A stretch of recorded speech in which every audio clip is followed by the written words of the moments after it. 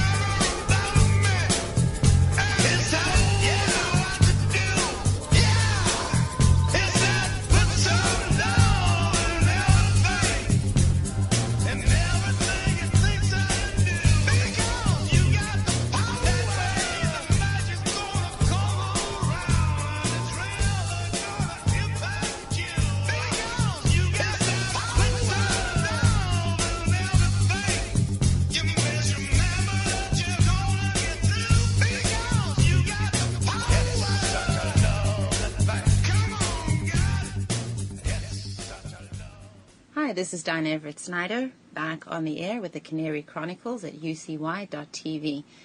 I always tend to run out of time at the end, so I'd like to start this show by thanking Jules, who takes care of everything behind the scenes and makes sure that the programs run and that I get my things recorded on time. And she's always there to help with glitches and snitches and snafus. So, Jules, I want to thank you very, very much. And last week was the first time that I'd had the pleasure of getting into the chat room and talking to all the people that frequent the chat room. And so this is a shout out to you guys. Thank you so much. I had an awesome time last week hanging out in chat with you while my program was running. And I learned a lot about who you are and what you like and what you'd like to see in upcoming shows. And so we'll definitely work on that. But as promised, this week I want to talk about the art of living independently as it pertains to herbs and botanicals. Last week I spoke about aquaponics, and of course there's an enormous wealth of information on the internet, and I urge everyone to go and check out what aquaponics is all about. For those of you that didn't have an opportunity to hear the show last week, aquaponics is a very intensive gardening infrastructure that you can do inside, and it uses fish in a separate container. So you have two containers. One houses your fish and the other houses your seed baskets, your plant baskets as they grow. And the beautiful thing about an aquaponic system is that, yes, there is a setup, and after that it's pretty much smooth running. You're not going outside to water and spend a lot of time out there. You're not weeding. You're not doing any of that. And one of the things that I learned early on in my own aquaponic gardening adventures was that you don't just have to use the surface of your aquaponic system. You can actually go aerial, so you can have horizontal and vertical adjacent systems that run off of the primary system that you already have. And the way that works is you have a system where the water is pumped from the fish environment, and it carries all the bacteria and the poop from the fish environment through the water that your plants are growing in, and then it's taken out of that and recycled and put back into the fish area where they get to dirty it all up again, and then you feed that through where your plants are. And so it's a very self-contained and self-sustaining system that really can be used year-round. And it's not expensive to set up. It can be. I know people that have put an immense amount of time and effort and money into it. But a lot of these things, your raw materials are available at secondhand stores and, believe it or not, at the city dump for pennies on the dollar. So, I urge you to be creative and look at using, recycling and reusing other things before you, just go out and pop some money on the table. Also, I use tilapia fish. It's the one that I recommend just because it's very sturdy and it doesn't mind fluctuations in water temperature. So I'm going to leave off on the aquaponics there, and I'm going to move on to the herbals and botanicals, because we, of course, think of herbs as that thing that you flavor your food with, and we all have our favorite herbs. While it's true that herbs are something that you use to flavor your foods, many, many herbs are also used homeopathically to treat illness. Albert Einstein said that the significant problems we face cannot be solved at the same level of thinking we were at when we created them. And never were words more true, because in our current paradigm, we are under absolute onslaught from antibiotics. We have a plethora of antibiotics that are given to everything that we eat, or that you eat, because I don't eat it. Cattle feed is filled with antibiotics. They eat corn, which is endemically full of all sorts of toxic things, BT corn, all this kind of stuff that they're eating. Chicken feed is full of antibiotics, and it's also full of arsenic. And don't think that the farmed fish gets off scot-free, because it doesn't. They are absolutely inundated with all sorts of antibiotics. So if you eat anything that's flesh, you're ingesting way too many antibiotics. And then, of course, when you get sick, you go to the doctor and you get another antibiotic. And we are at a point in our human history where multi-drug resistant pathogens are flourishing, and they are taking hold in healthy sectors of the community, unlike over the last 20 years when they were more than likely only found in the hospital setting or in homes for elderly people. And people are under the impression that, well, if they take this antibiotic and it doesn't work, they can just get another one. When the reality is that even something that we think of as benign, like strep throat, or as common as strep throat, because strep throat certainly isn't benign, it has huge ramifications down the road if you don't treat it early with a child in particular. And down the road, that child is going to, as an adult, is going to have serious issues with their heart. So something like strep has to be dealt with. But we're at a point now where something like strep has to be treated simultaneously with a cocktail of antibiotics in order to fully eradicate the strep from the child's system. And so on the issue of strep, I want to tell you how to get rid of strep without using antibiotics. And it's my trusty friend, hydrogen peroxide. So the second your child gets sick, what you do is you take some hydrogen peroxide in a small bottle that has a dropper, and you put the child's head on your lap, and you put several drops of hydrogen peroxide in the child's ear, and you sit there and you let it bubble and foam and fizz, and eventually it stops making all this noise, and then you have them tip their head and drain it out, and you dry it out very carefully, and you repeat it in the other ear.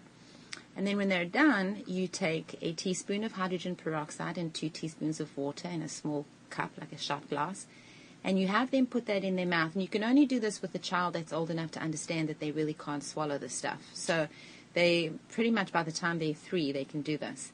So you have them put it in their mouth and rinse and swish really well, but keep it in there and don't swallow. And make sure that they tip their head back so that the water and hydrogen peroxide touches the back of the throat. And, of course, you should all do this, because that way you're treating the entire family at the same time. And so, after at least 3 minutes, you got to keep it in there. Then you let them spit it out, and then they can rinse and spit with plain water several times. And if you do that 2 or 3 times a day, in all likelihood it won't progress, and you will have killed the beginnings of a strep infection. The other thing to do is to get a neti pot and do a saline solution, which you can do yourself just with distilled water that you warm up gently. Don't microwave it, but just put it in a double boiler or pour some out of the kettle and add a little bit of cold distilled water to it so that it's just kind of room temperature. And then you take a little bit of kosher salt or sea salts, Himalayan salts, even black lava salt is really good because it's got amino acids and things in it. You stir it around, you let it dissolve, and then you do a sinus rinse. And children under the age of 6 or 7 are really not okay with that. They just don't understand, and you're just going to cause yourself all kinds of headache. But for everybody else, using a neti pot and doing an actual sinus rinse is really, really beneficial to your entire sinus cavity system. It really is. So the trick, I think, is, to know that antibiotics really need to be your last resort. And they're always going to be illnesses that require antibiotics. But if you eliminate as much exposure to antibiotics over the course of your life, you will limit the possibility that by the time you're in your 50s, that you're actually completely intolerant to antibiotics.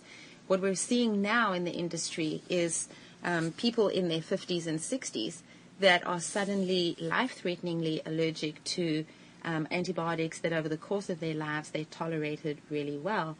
And there's a reason for this, and it's over time the exposure causes a build-up of an immune response in your body. And by the time you get into your 50s or early 60s, depending on how many doses of these things you've had, your body just says enough. And unfortunately, there are no other antibiotics coming down the pipeline. There's, of course, reasons for that, and the primary one being money. The pharmaceutical companies don't want to invest anything more in antibiotics because that's not really where the money is. The money is in managing your disease and not in mitigating or preventing at all. So in the spirit of that little jabber, let's talk about some of the herbs and botanicals that will stand true instead of antibiotics. And my first one that I really love is rosemary. And this is not something you'd grow in your aquaponics system, but it's something that you'd plant in something no less than a 5-gallon container. But it would be better to get a 25-gallon container because the bush, that way you can put 2 bushes in there, or you can put a lavender in there as well. Lavenders are superb for a lot of other things.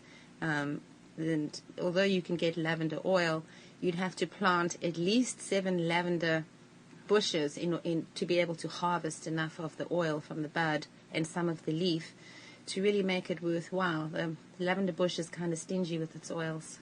But rosemary is really easy to grow. It's very hardy. Once it's about a year old, it's very drought tolerant. If you're going to put it in the ground, then it's virtually indestructible. And it just gets bigger and bigger. And I always recommend that you dry, that you snip and dry periodically, but that if when you're cooking, there's particularly soups and things, that you would use it fresh from the garden. And certainly if you're using rosemary for someone who has a cold, and I'll tell you about that in a second, you want to use only fresh. You don't want to use dried at all. So if someone has a cold and their sinuses are all stuffy and their nose is running or completely blocked, you're going to take several large branches of rosemary and you're just going to strip all the leaf off, and you're going to put it into a deep, like a baking dish or a mixing bowl.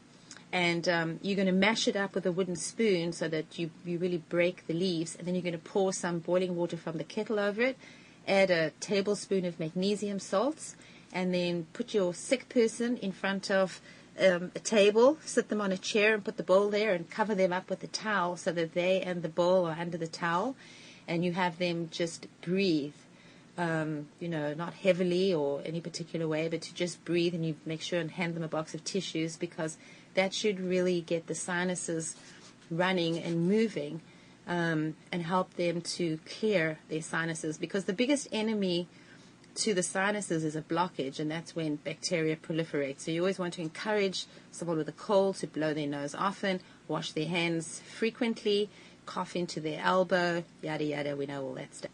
So I often use lavender heads, and a few of the leaves I take and I put in a tea bag. I buy blank tea bag sachets, and I put that in there, and then I use it along with cinnamon and clove to infuse my custards and things like that, because it imparts a very gentle flavor. So I think I'm just going to kind of bounce around between cooking and healing, because the one kind of begets the other, and otherwise I'm going to have to repeat everything twice, which is perhaps a bit monotonous, and I'm certainly going to leave something out or forget. So as it pops into my head, I guess I'm just going to say it. Lavender oil is one of those really nice things for small children. Part of our bedtime routine is I have lavender oil in a little spritzer bottle, and before bed the kids get a little spritz of it on their wrists, and they get to dab it all over the place, and it smells good, and it seems to really relax them and puts them into the mood for bed, which is a good thing after you've been awake for 18 hours. You want the kids to go to bed so that you can grab a cup of tea and sit down. So lavender is a really good one. Lemon balm is one of my favorite ones, and I use that a lot with lavender too. It has a very fresh, lemony smell. The plants are really pretty, they're easy to grow, and a lot of my herbs I grow together in containers, and I've made little wooden platforms with wheels on the bottom, and actually it's wheels left over from the big metal racks that I buy at Costco. They always come not only with enough wheels, but they come with some extra wheels, and so when I buy a metal rack at Costco, I always save the wheels. And then I cut a piece of wood and I put the wheels on the bottom, and I put my planters on them, because that way you can use the planters year round. During the summer I roll them out into the garden, out onto the patio where they're in the sun, and then when it starts getting cold I can just pull them into the sunroom, and they can still have sun, and I can still use them, because a lot of the herbs, if they get any frost on them, they're going to die back. Most herbs are deciduous, and they will lose their leaves, and you have to cut them back. Many of the herbs they go dormant and they come back the next year. There's a few of them that if they get any frost, they're going to die, and you're going to have to replant the next year. But they really are worth babying, because there's just an inordinate amount of things to do with them. So the other thing that I use lemon balm for is making teas. It soothes the tummy. It's a calmative, a restorative. It's not something I would use by itself, but lemon balm in conjunction with some of the lavender and a few slices of fresh ginger, and then the ginger I just put in the cup, but all the little bits of leaf and all of that I'll put in a tea bag blank and seal it up and put it in there. Pour the hot water on it, put a saucer over it so that it has a chance to really simmer, because that's one of the things when you're using herbs from the garden, you have to allow them an opportunity to really simmer, and allow the water to leach the flavors and the fragrance out of the botanicals.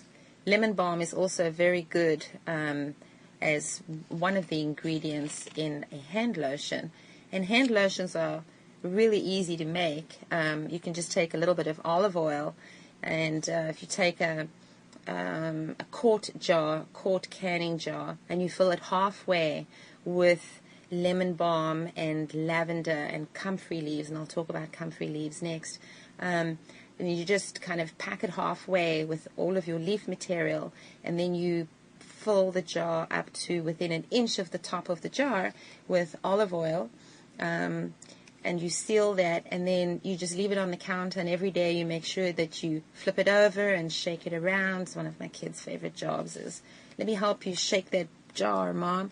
So you do that, and you leave it for 3 weeks or so in there, and then you can buy coconut oil. They have fractionated coconut oil online. It's not something that you see easily in health food stores and so on. You see the ones that are solid at room temperature.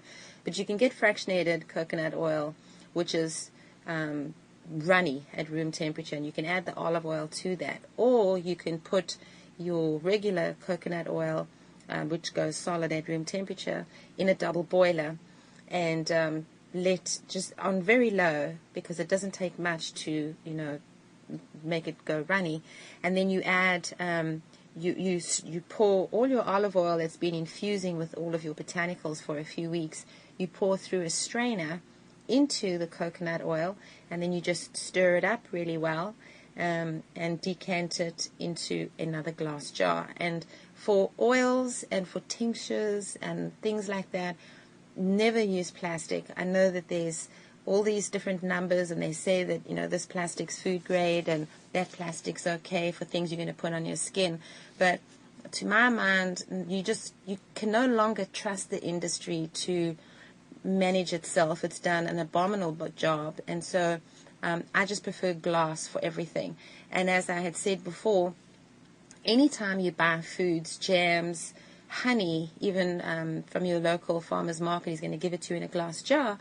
And so when you're done, never throw the glass jars away. Always keep the lids and wash them out really well and store them in a box, because there is nothing quite like needing a small glass jar for something and then you don't have one, and having to go out and source and buy something just so that you can have the glass jar. A long time ago, there was a store that sold this beautiful ginger jam, and it actually came from England. But it was the jar that was so beautiful. I love ginger, and I crystallize my own ginger. But I just loved the shape of the jar, as did my kids. And so we ended up not only buying what they had on the shelf, but convincing them to go and look in the back if there were any more of these hidden away in the back.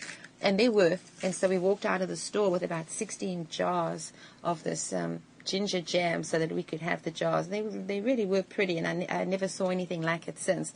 But now I have the jars, and I use them for all sorts of things. And it never fails to make me chuckle whenever I'm reaching for one of those jars, and I remember how insane it must have appeared to the people at the store that, we wanted all these glass jars of this ginger jam. Too funny. And so on to one of my absolutely favorite botanicals, and that's Comfrey. And what's so curious to me is that the FDA actually came out and said a couple of years ago that they issued a caution and a warning for Comfrey, and they said that it's extremely dangerous to people and people should never ingest it. And it's one of those fall-down laughing situations, because Comfrey is something that we grew when I was a child. We grew it over the summer to feed to livestock in the winter. And you always had it in your garden because it was so incredibly useful for a huge variety of things. Comfrey is one of those plants that is, to my mind, an absolute got to have. You can eat the young tender shoots when they come out. Not a whole lot of them, and they are kind of spiny. So you bring them in and you run the back end of a butter knife against them to rub all the little prickly things off. And you can cut them up with a pair of scissors and use them when you're making a fish dish. You put it in at the last second just so that it wilts. And it's a bone knitting herb. But its topical application is just astounding. So again, you take olive oil and you pack comfrey just by itself in loosely in the bottom of a jar about halfway up, and then you wouldn't top the jar up all the way, but you would make sure that all the comfrey was very well covered. So, to within an inch or two above the comfrey is where you would stop with that and shake it really well. And whenever you do a single botanical in a jar like that, particularly comfrey because it's wet, I suggest that you leave it hanging for at least 2 or 3 days so that you eradicate the moisture out of it. And you don't need to hang it out in the sun or anything. In fact, you never want to do that. You want to hang it in a place where it's not going to be affected by other moisture, so away from a bathroom, away from a kitchen, unless you have a big farm kitchen where it's not going to be near steam coming off of a dishwasher or steam from a dryer if you have your washer and dryer in your kitchen. But like a guest bedroom or some other designated place, even a garage, but then you want to build a herb drying cage, which you can do, and you can use fabric netting tulle that you buy at a fabric store will even make a nice mosquito fly netting, just so that you don't have any critters sitting on your herbs and potentially laying eggs. Because I'll tell you, there's nothing quite like going to all the trouble of drying a whole lot of herbs And then you start packing them in jars, and before you know it, there's all these worms crawling around in your jar. It didn't happen to me, but it happened to someone I know, and it was enough to make her seriously want to throw up her hands and just give up on the whole enterprise, because it happened to be a herb, a botanical, that she had mixed with several other things when she was packaging them. And so she basically infected all of her jars of dried herb material, because somewhere along the line a bug laid eggs on her botanicals. So you always, if you're drying, keep them in a closed environment, or if you're going to have them in a garage, make sure that you have a cage that's covered so that things can't get in there. So now you've got your moderately dry comfrey, and you've poured olive oil on it, and I always put several dry clove in there and shake it around, and that's just because it keeps the olive oil fresh and stops things from going rancid over the short term. And then when you've done that, when you've got your comfrey ready, you're going to, in another jar, you're going to have done yarrow, and yarrow is a wonderful one. And the only yarrow that you can use medicinally is that is red. You don't want to use the ones that have the yellow flowers. They're something completely different. And so the same's going to apply. You're going to hang it to dry, and certainly until it's wilted. It doesn't have to be dry and crumbly. And you're going to do the whole olive oil thing with that. And then you're going to blend the two of those together, your comfrey and your yarrow, in a much smaller jar. And to it, you're going to add a little bit of clove oil, some clove oil drops to it. And you're going to seal it up tightly, and you're going to keep that in the fridge. And then when someone has like a sprain, or if my kids seem to have, for a long time, always be catching their toe in the door. I mean, my kids must have the biggest big toe, because they've just had so many accidents with their big toe. So as soon as you have something like that, or if your husband is using a hammer and he hammers his finger instead, what you're going to do is you're going to take a gauze dressing, a big square gauze dressing, and you're going to take this jar of goopy oil out of the fridge, and you're going to take like a teaspoon of this oil and put it on the gauze, and then turn the gauze upside down on the wound, and then wrap that up with a bandage. And over 24 hours, the medicinal properties of the comfrey and the yarrow together will effect an amazing healing. Something else that we used to use this for, but we didn't take the botanical matter out.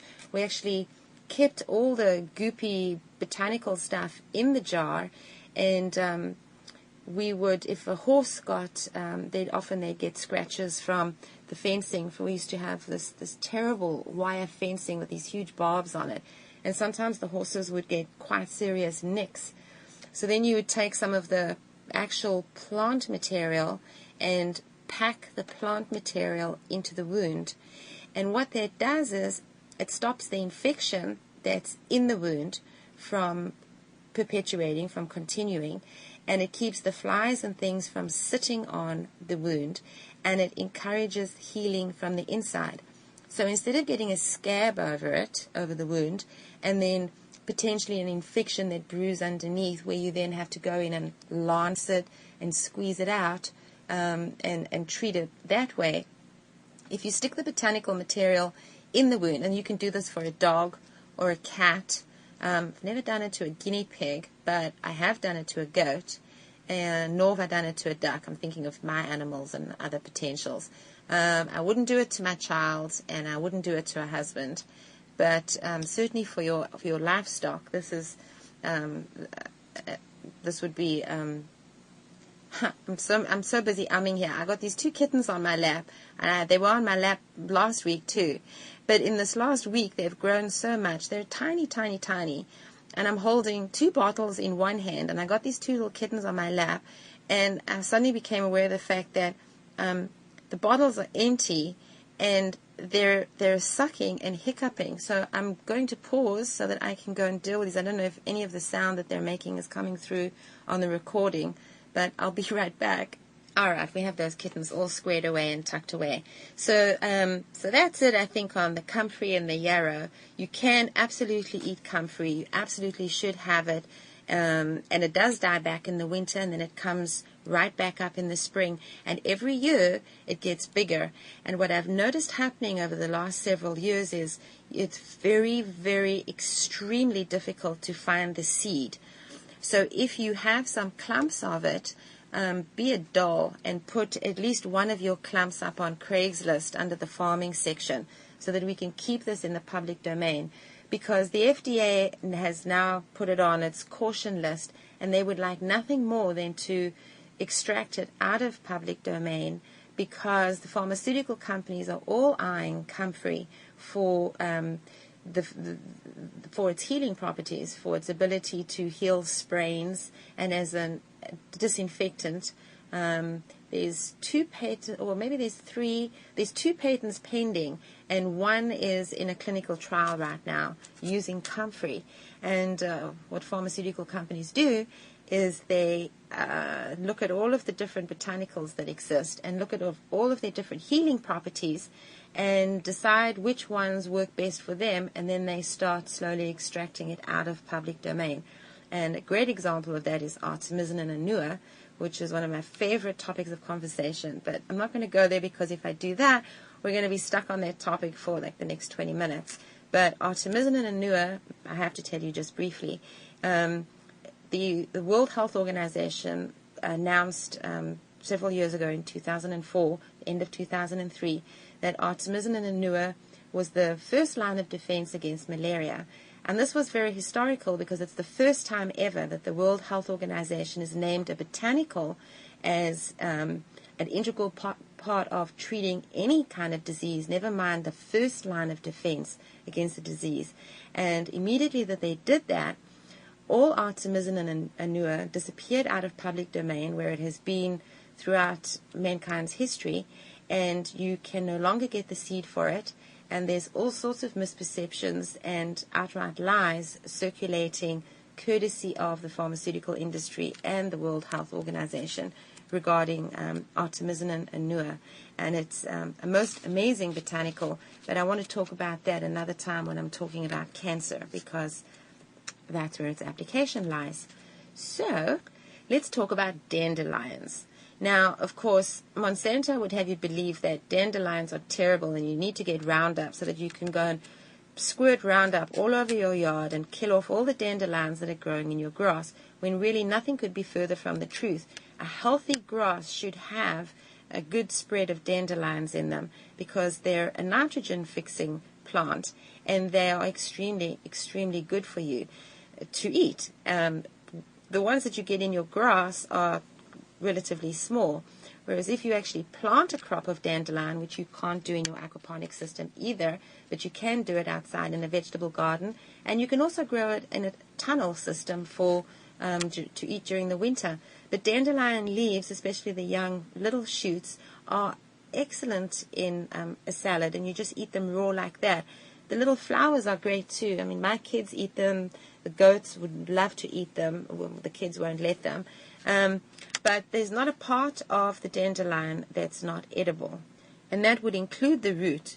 Now, the root of the dandelion is a liver stimulant, and it's used as a gentle cleansing tonic for a range of problems, including gallstones and jaundice.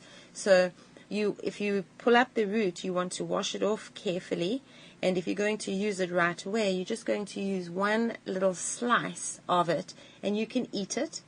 Just like that, and just, man up and eat it. Or you can put it into a soup. Dandelion leaves can be very easily dried in a cage system, because you need to grow a significant crop of it.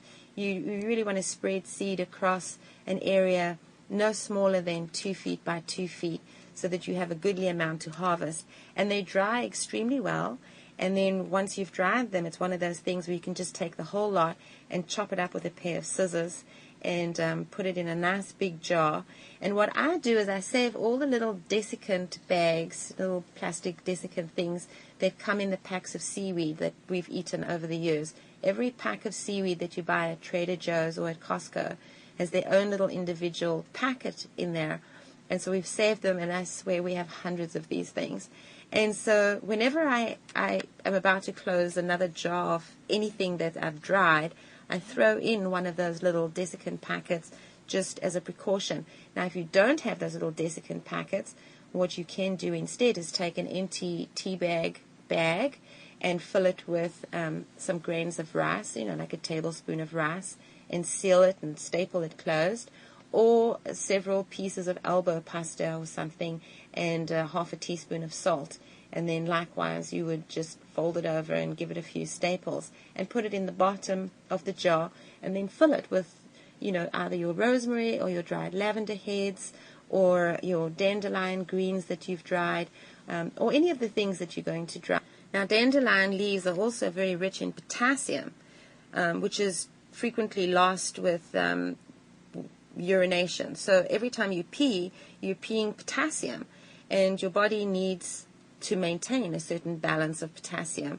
And so if someone's sick, you definitely want to add at least a tablespoon, if not more, 3, I recommend 3 tablespoons of dried dandelion leaves to a vegetable soup for your sick person. And it really doesn't matter what they're sick with, and it's great, for young children and elderly people, because it's part of a restorative process that you're undertaking in the body.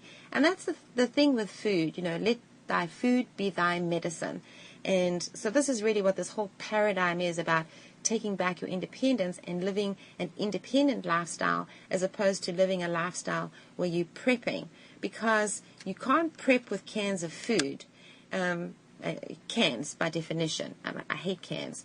And who wants to live a life of prepping? Because the idea of prepping is you've got this boogeyman in the back of your head, pressing your buttons and putting all this fear into you. And that's really not what this is about. This is truly a lifestyle change and an approach to a lifestyle that is healthier and more wholesome and more fulfilling in so many ways. And by doing this, you're eliminating your own and your family,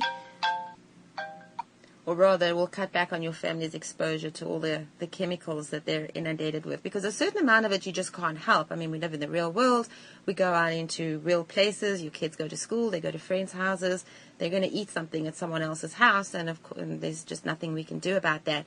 But certainly in your own home, you can take charge of and take responsibility for the exposure levels at home.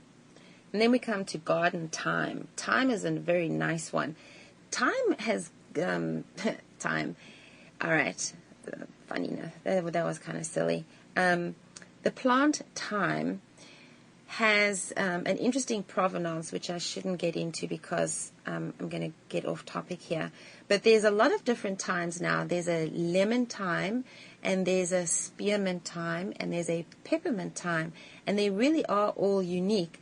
So I highly recommend that you grow all of them. And in fact, the thyme does do well in a basket of medium in your aquaponics system, if that's something you want to do, particularly if you get a creeping thyme, because then you can affix your basket to the edge of your aquaponics system and have something growing over the side. So although the basket is in the system, you've got this beautiful lush thing growing off the side of it. And thyme, of course, is used a lot in Italian cooking, and it's used with chicken. You can use it with fish. So there's several sauces that you can make with red meat too that take advantage of thyme's properties, and it's great to use in a salad dressing. So thyme is definitely on the list in terms of being used in your botanical garden. And thyme makes a really good essential oil too, which is antibacterial. So all the herbs that I've talked about thus far are ones that have medicinal application as well as culinary application. So thyme is one of those that's an expectorant. It's something that's going to help your sinuses to drain and empty, and it's one that you can use infused as a tea, again with your ginger, and there's several things that you can use with it, and one of those is red clover. So obviously a lot of these I've got to talk about in conjunction with the other herbs.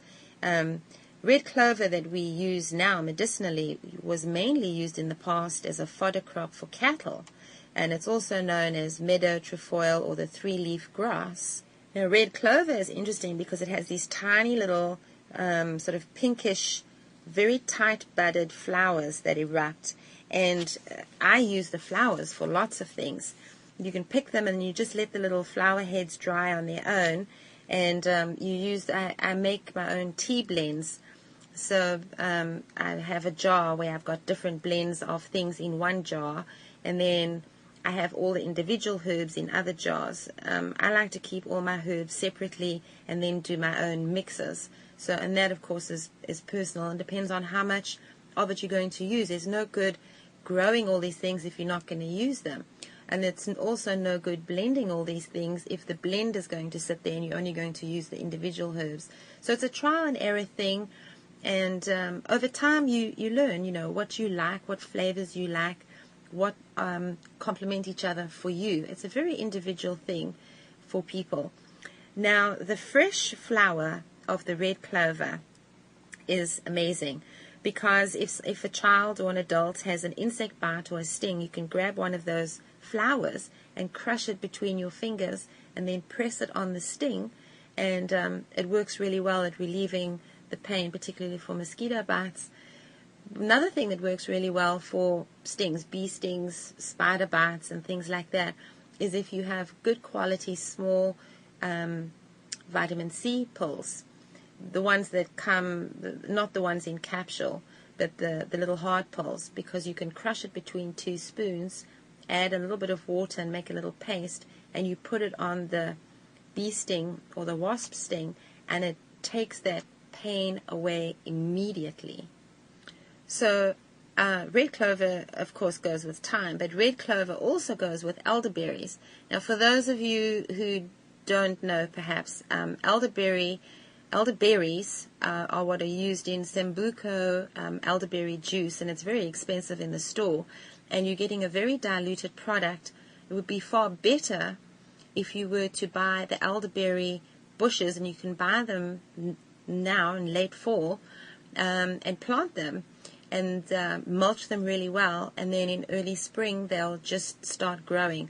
And what I discovered is I actually bought several of them as little sticks with a few little dried roots on them. I bought them in a catalog, and they arrived, and we kind of looked at these little sticks and went, okay, and stuck them in the ground. Didn't even dig big holes, because I was really skeptical about whether these things would even live, never mind flourish. But lo and behold, that very first year that we planted the elderberry bushes, we managed to harvest elderberries. And if you watch the bees around the elderberry flowers that erupt first, it's this big cluster of tiny flowers, and the bees, as soon as they discover it, they go crazy, and they hover right there, and if you stand, you can watch them. They don't fly away, and they're not aggressive, because they are so intent on loading up on the pollens from the elderberry bush that for the first time in my life, I was actually able to stand and watch several bees collect pollen, and how they tuck these little pollen balls in on either side. And you really, literally, with the naked eye, you can stand and watch them. It's completely fascinating. And they bring all their friends, and before you know it, you've got lots of bees in the garden, which is a good thing, because they're so happy to discover an area of herbals, because just like us, they use these things to take back to their hive and make their medicines with. And that gets us into honey and propolis and all that stuff, which we'll have to talk about another time. But elderberry and red clover. Yes, let's continue. Elderberry syrup. Elderberry syrup is an incredibly easy thing to make, and you just wait until the berries turn purple and the branches start sagging seriously, and then you pick off the little clusters of berries, and you don't get any more technical than that. You go inside and you put 4 cups of water in a pot, and then you just load up the elderberry stalk and everything. You just break it all up, and you stick it in there, and you mash down all the berries and the stalks, and then you estimate, how much more water you need to make sure that all the berries are covered. And then I throw in 2 cinnamon sticks and about, well, if I'm using, let's see, 10 cups of water, you'll have to adjust the recipe. And there are recipes and there are YouTube videos on this too. But I make sure that the berries are all together covered, and then I add my cinnamon sticks, and I add probably about 20 cloves, and then I put the lid on a jar, and I turn on the heat slow, and you just let it simmer away for an hour, and then you turn it off, and when it's cooled, you strain all the stuff out, and then I put it in a double boiler, and I boil it up again, and then I put the red clover dried flowers into the loose tea bag covers, and I put it in there and I let them simmer over there, and I do that for about 20 minutes, and then I strain it again, because there's always going to be these tiny little filaments from the elderberry flowers themselves.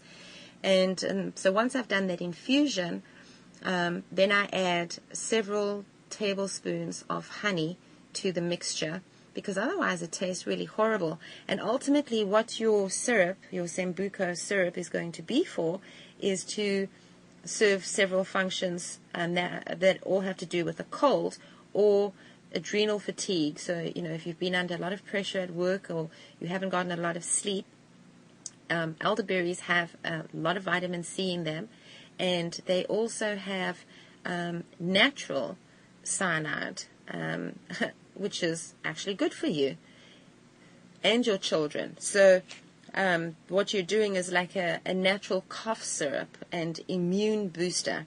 So after you've stirred in the honey and everything's all dissolved together, you turn off the heat, and you retrieve your cinnamon sticks and the cloves that you started out with, and you sterilize a glass jar, and then you put your clove and your cinnamon sticks that you'd already used in there, and you pour into that jar your Sambuco syrup that's infused with red clover, and you make sure and keep that in the fridge. Something I forgot to mention. I add several tablespoons of brandy to mine, because that's mine, and it has a little label on it that says Mom. And then the one for the kids, I add 2 tablespoons of brandy to, and I have a label on that one that says, these are Mom's Gremlins. So, it's going to be very, very little brandy in the total amount of product that you have in a glass jar, but it does go a long way towards keeping it from turning. And so even like the kids one, they get a teaspoon of it. They would have a teaspoon of it every night. My daughter likes to use it to color her lips pink, because it will do that. So don't get it on anything that you can't wash, because it will stain bright red, and then after you wash it, it'll be this dull purpley blue color, and it will never come out all the way, no matter what you do. So just be careful where you dispense that medicine, like right in the kitchen on a tile floor or something. They can be wiped up.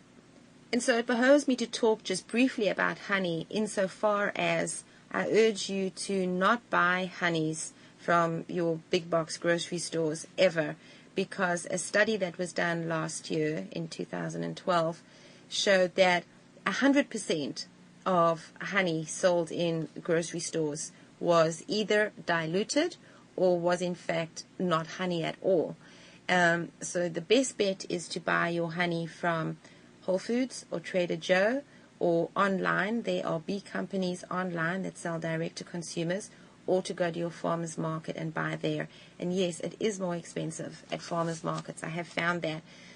Alternatively, you and a few of your neighbors could get together and actually start your own hives. It's not that difficult. It's something that I don't do.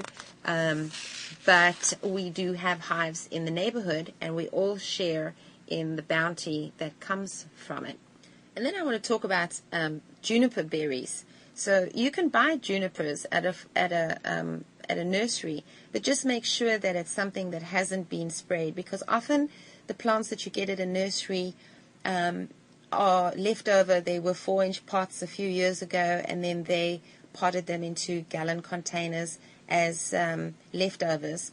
And year after year, they sit there getting bigger, and the price of purchasing them goes up. But the downside is that they no doubt have been exposed to some form of pesticide or herbicide at the nursery. So just be sure that you're getting a juniper bush that has not been sprayed, because you want to use the berries. And of course, you can keep this in a pot at the front door. This is something that is more of an ornamental, and they're fairly slow growing too, but you can harvest the berries from them, and the berries are extremely beneficial. So you can make an infusion of the berries. So when they're still wet, you would make this infusion where you put them in a cup and you pour hot water on them and you kind of mash them up a little bit, and then you drink the liquid, which is extremely good for stomach upsets and chills. And then of course if you want to save them, I don't like to dry them. I mean, some people really do dry them and then they grind them with a mortar and pestle so that they are left with the powder. What I prefer to do is to actually process it all the way when I pick them and mash them up and pour hot water on them. It's not something that I cook. I just pour the hot water on them and let them infuse overnight. So I use one of those really big pickle jars. You buy big pickles at Costco. After you're done with the pickles, you've got this awesomely huge glass jar that I use for these kinds of situations. So I put all the berries in the bottom, and then I have a mashing stick, and it's an olive wood stick that's got a small ball at the end of it, and I mash the berries up, and then I pour the hot water over, and I wrap the glass jar in a towel to keep it nice and warm and extend the time that it's going to sit and simmer. And that, for me, that's overnight. I mean, you can let it sit there for a full 24 hours, and then you're going to stir it up really, really well, and then you're going to wait for all this stuff to settle. And once everything is settled, then you're going to get your big strainer, and you're going to line it with cheesecloth, and you're going to put your strainer with the cheesecloth over a funnel, and you're going to put your funnel in the top of a wine bottle. That's what I use. You can, of course, use any jar or bottle that you like. And then I pour the stuff in there. And to that, I add probably about 3 tablespoons of vodka. Vodka is your friend. And I've never even tasted vodka, but I buy lots of vodka. I've never tasted neat vodka, because all the vodka that I do drink is at the end of a dropper and comes with whatever flavor it was used medicinally for. So, of course, my friends think I'm kind of silly that way, but there you have it. And in fact, then when you have all this pulp from your juniper berries, then you take all the pulp and you squeeze it out gently. You don't want to squeeze the heck out of it, because you want to save some of the nutrients that are in the juniper berries. But now you have this pulp, so now you take it and you put the pulp in a smaller glass jar, and over that you pour your olive oil, and you can add pine needles, just your regular everyday pine needles. I cut them up with a pair of scissors, just chop them all up and put them in there and mix them with the juniper berries. And to that I add mint, which is a staple in your herb garden for cooking and for all sorts of goodies. But you add a handful of mint leaves to that, and then you add your olive oil, and you shake it up and you stir it around, and then you turn it upside down on a napkin in the fridge, and you leave it there for 3 or 4 days. And every day, you shake it around and move it around, and at the end of that time you strain it, and then what you're left with is this juniper berry amino acid enriched oil. And then you can add some of that oil to your thyme oil that you've made in a similar fashion. You just take a whole lot of thyme, put it in a glass jar, and because it's not a very wet leaf, you don't have to allow it to wilt or anything first. You can bring it in from the garden and just put it in a jar and add your olive oil and leave it for a week or so, and then strain it out and label everything, because you think you're going to remember, and it's just not going to happen. So I urge you to label as you go. But then you take several drops of your juniper oil and several drops of your thyme oil, and you can mix it with a little bit of coconut oil, even just in your hand, to rub onto your child's chest or your spouse's chest or your chest. It's very soothing, and it helps with stubborn coughs, and it's just an all-round wonder plant, plus that they look great at the front door. Then another one that I want to talk about that I really like is hops. Now, we all think of hops as that thing that you grow, that voracious vine that grows. It comes back every year bigger and stronger and just seems to take over everything. But we think of hops as being something that you use exclusively in beer making. And that's really not true. Hops, you can harvest all of your hops and fill a small muslin bag with it and lavender heads and, a cup or two of rice, depending on how big of a bag you want. But the intention behind that is to have a small squishy kind of a neck pillow thing. So we have several in different sizes, and somehow we never have enough. So every year I make a couple, and the kids love to sleep on them. They say they smell good, it feels really good, and it imparts a really nice fragrance even to the air.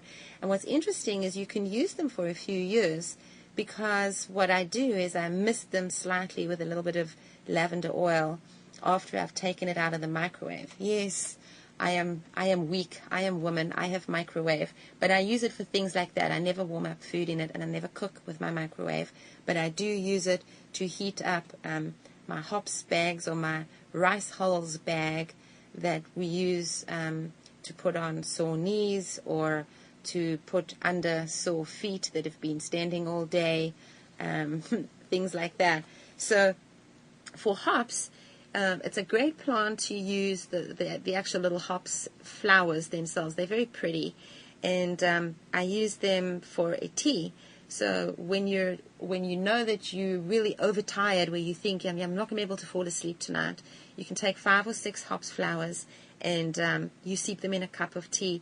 And you'll notice that I always say this and this and this in a cup, and then you pour hot water on it, and I always add slices of fresh ginger and a slice or two of lemon, because ginger is very warming, ginger is very restorative, and ginger is an adaptogen. So it's one of those things that facilitates all sorts of healing and bodily functions. And we all should be ingesting, I think, copious amounts of ginger every day. But if you look up ginger online, and you can look at Ayurvedic medicine, which is traditional Indian medicine, there's a lot of information about the use of ginger medicinally. And I'm a firm believer in you can never eat too much ginger in a day. Plus, it's really good for your teeth. It's good for your mouth. I couldn't say enough good things about ginger, so I'll just move right along. So when you're making your tea for insomnia with your hops, the other things that you can add to that is chamomile. And chamomile is a pretty little flower, and you can grow it in pots with other flowers. And this is the other thing, we talk a lot about having a herb garden and then having an area for bedding plants and having all of these designated areas. But there's nothing that says that you can't incorporate your herbs and your bedding plants and things all together. A lot of the herbals make extremely attractive foliages. So you look at the mints and you look at the basils, which I was talking about earlier. Basil is an incredibly adaptable herb for a lot of things in cooking. It's a base, of course, in pesto. You take basil and pine nuts and olive oil and garlic, and presto, you have pesto. So all of these things have beautiful foliages and complement flowers extremely well. For those of you for whom space is limited, that's really an option. You can have a huge container of herbals and then just tuck in seasonal color, and for very little bang for your buck, you can have a whole lot of color and variety in a container and be kind of fulfilling your inner flower child while still growing your herbs. And fennel is definitely something that you want to grow. It gets kind of big, so you have to put it at the back if you're putting it in containers. And then depending on what sort of flower beds you have, you could put it at the back, or you could mix it in with your middle row, because generally flower beds are taller things at the back, medium things in the middle, low things in the front. But, it's not a hard and fast rule. And if you want a more natural look, you can tuck in fennel closer to the front. And then there's a whole lot of parts. In fact, I don't think there's any part of the plant that can't be used. If you pick the the seed heads and let them dry. Because the problem is if they dry on the plant, a lot of them fall, or the birds get them before you get to them. So you want to definitely harvest them a little bit ahead and let them dry. And I'm looking at the clicker over here, and I see that I'm about out of time. So I'm going to end here, and I hope that you guys found this interesting. Time always seems to rush relentlessly ahead. Please don't forget that you can send me an email anytime